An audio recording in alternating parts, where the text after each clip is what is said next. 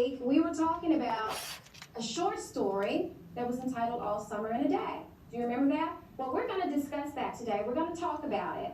And after we do that, I'm going to give you a piece of informational text about a planet. And you can probably guess what planet it's going to be about because it's parallel to our story. And you're going to do a close read on that informational text, okay? We talked about close reads before. Do you remember when we read The Bracelet and we had an informational text on Pearl Harbor, and you had to do a close read on that, which is different than doing just reading it normally, okay?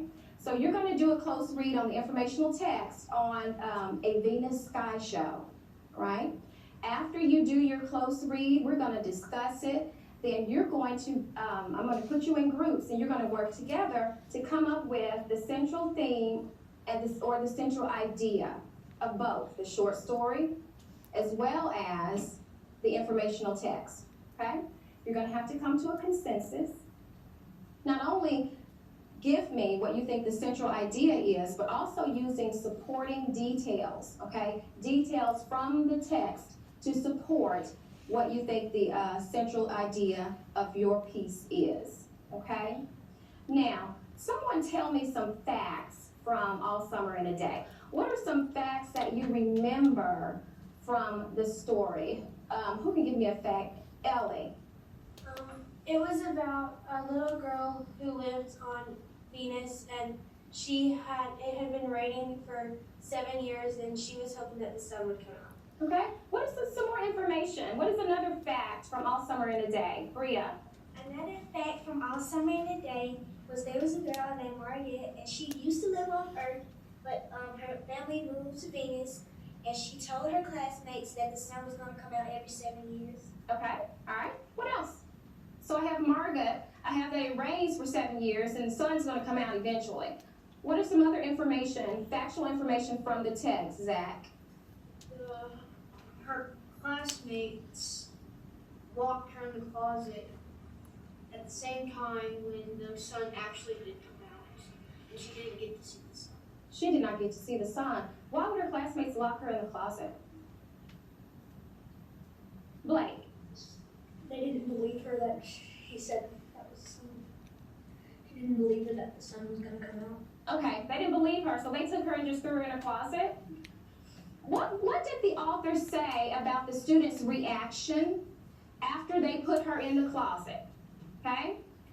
Ray Bradbury made it specific for us because he wanted us to know how those kids felt as they were walking away. Who remembers that part? Jake, do you remember that part? Yeah. What did the author say? They felt bad because she was worried and she wanted to see the sun. Right, but I want to know what happens right after they walk away from the closet. Not after it rained, after the sun came out. They threw her in the closet and they walked away. What was their reaction? The teacher came in the room and they all were silent, Okay, pretending that Margaret wasn't gone. okay, I'm looking for something else. Lydia? Right when the sun came out, they all went out to play and they were kind of surprised that it came out. Okay, I'm looking for something else. Do you remember, Sarah? They forgot about her when she was in the closet. They did forget about her. Do you remember the part where the author specifically says they were snickering and giggling? They were feeling happy because they didn't have to deal with Margaret anymore. They were feeling happy because they didn't have to deal with her anymore. What do you think about the whole incident of them putting her in the closet? Why? She said the sun was going to come out. Okay, we know that much. But why else? Dig deeper. Connor. They probably thought she was crazy and they didn't believe her. And they wanted her to be punished, I guess. Okay, they wanted to punish her because she was different, perhaps? Jeronica. Well, I was thinking about it, and they did doubt her a lot because they didn't believe her, but she had already seen the sun, so maybe they were a little jealous, and they didn't want to be wrong. Perhaps jealousy, doubt, fear, okay? When things are different from us. When people say things that we don't believe, okay? Yes, sir. Well, they kind of thought that she was the student that was kind of the oddball, Well, because she believed that the sun would come out and they've never seen it, so they didn't believe her. Mm-hmm. So they're like, well, we're just going to put you in the closet because you're weird. We're just gonna put you in the closet and get rid of you because you're different, okay? Not such a good thing to do, huh? Now, how does the story end? How does Ray Bradbury conclude this story? Aiden. They end the story as they open the door. The people who locked Margaret in the closet, Mm-hmm. they just let her out, and it says that she walks out, and that's when the story ends. Why? Were you looking for something else? Were you wanting to turn the page and read something else? Why in the world would Ray Bradbury do that to you? Camo. He wanted to make us think of an inference. He wanted to make you infer, perhaps. What do you think happened next? Okay? Perhaps create your own ending to the story. Okay, does anybody know that word that he left you on? There's a word. At the end of the story, he left you what is called. Sarah. In suspense. In suspense, something else. He left you hanging. Okay, you ever heard of cliffhangers in good movies that you watch? Okay, that's what he did. Okay, to kind of force your brain to make an inference, to keep the story going. Okay? Now, I want you to keep in mind everything that we've just talked about. Okay?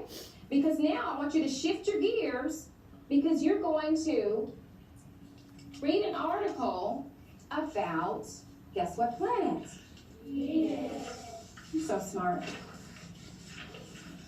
All right, now while you're reading this, I want you to annotate as you read, okay? What do I mean by annotate as you read? Bria. What you mean is you want us to, like, point out the facts or stuff that we don't know and kind of circle it. And you want us to kind of think over what it's talking about or try to figure out what it's trying to say. Very good, very well said. Janelle, you have something to add?